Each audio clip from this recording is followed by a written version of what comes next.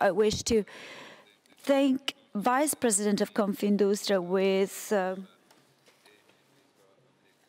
a delegate for Culture and Environment. Good morning. Good morning.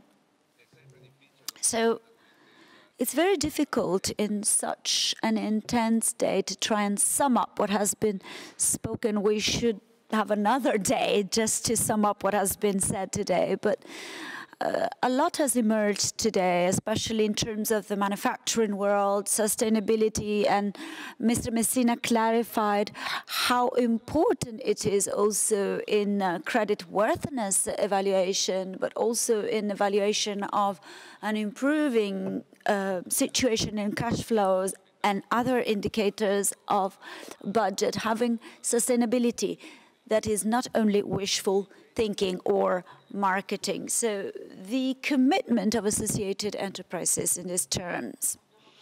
Well, first of all, good morning, Mr. Barisoni. I wish also to greet President Clavarino and the colleagues that have intervened, especially all the speakers. And I would also like to say hello to all the young people in San Patrignano.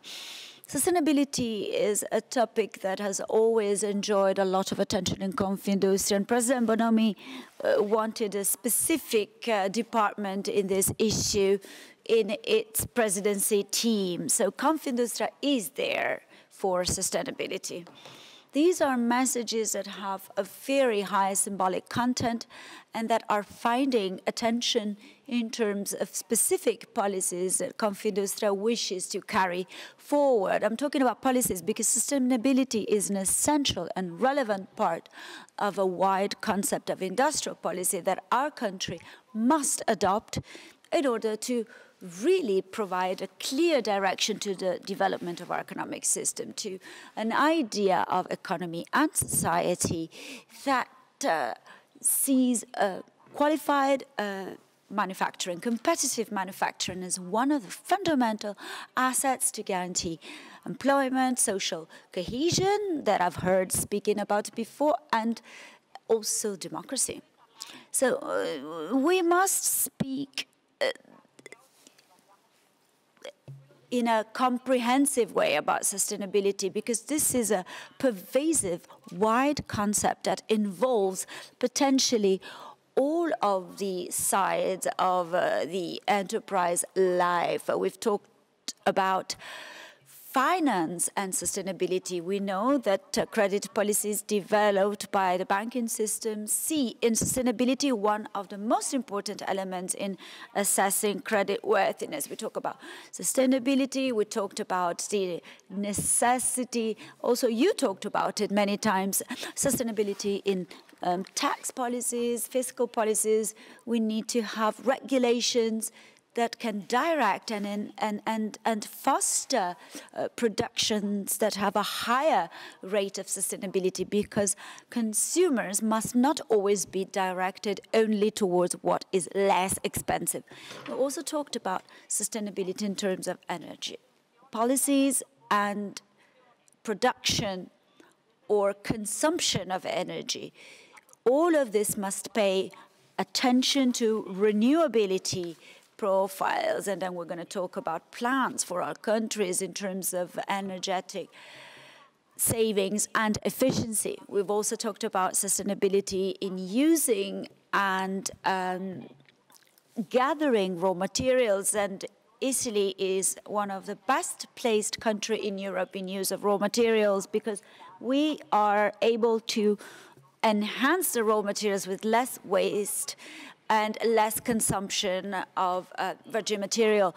Then we talked about environmental issues such as the management of waste cycle, emissions in water, emissions in air, territory, and land occupation. We also talked about the job market and a lot of attention that must be paid towards the human capital that operates inside our companies. So this issue of sustainability has an impact in many different fields.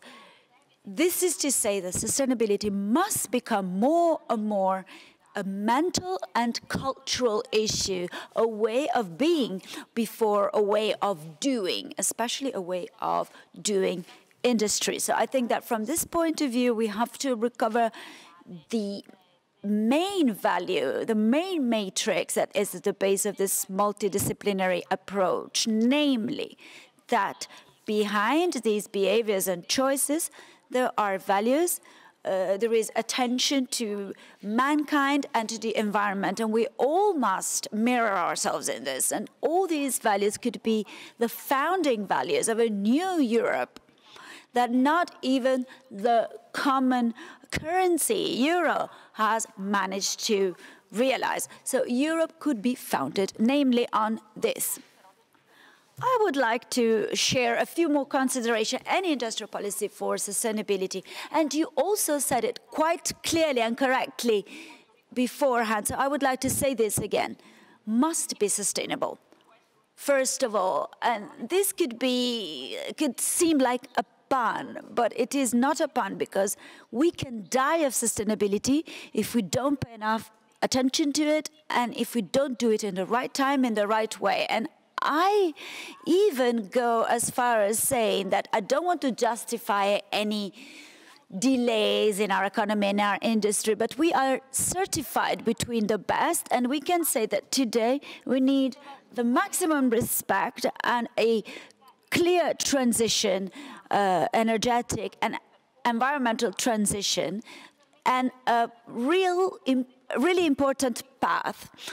Minister Cingolani said we must be able to find a right point of balance and be advanced, but in the same way make the sustainability possible. Otherwise, we're going to talk about sustainability, but find ourselves in an economy which is not able to realize it if it's not accompanied in the right way. For example, we talk about decarbonization.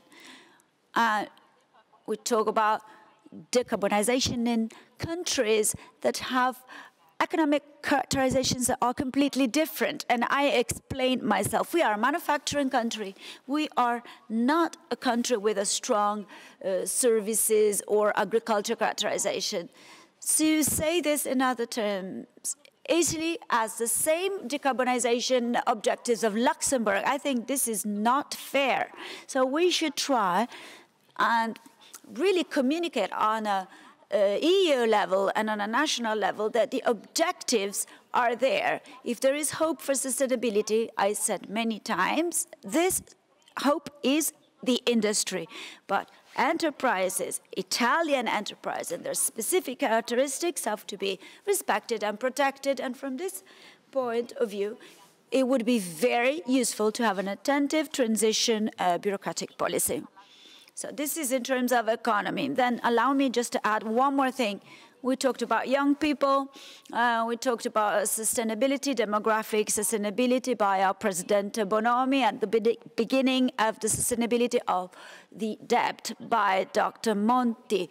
So in terms of demographic sustainability, it is obvious that we have to face an important issue, which is social expense, which is highly unbalanced. We don't spend enough, we don't invest enough on the young people.